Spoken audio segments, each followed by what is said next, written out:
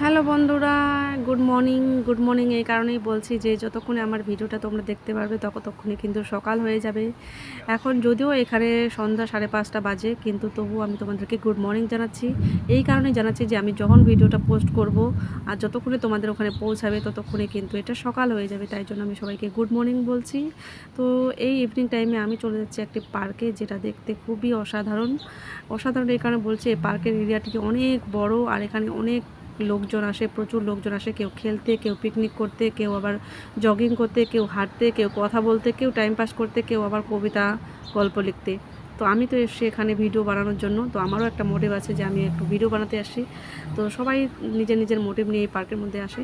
তো চলো, পার্কের একটি যে বিশেষ দৃশ্য সেটি আমি তোমাদেরকে দেখাই, একটু শেয়ার করি।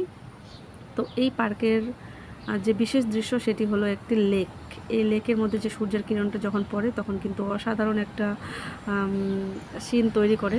এই যে সেই দৃশ্যটি তোমাদেরকে দেখাচ্ছি আমি। অনেক সুন্দর সুন্দর হাওয়া।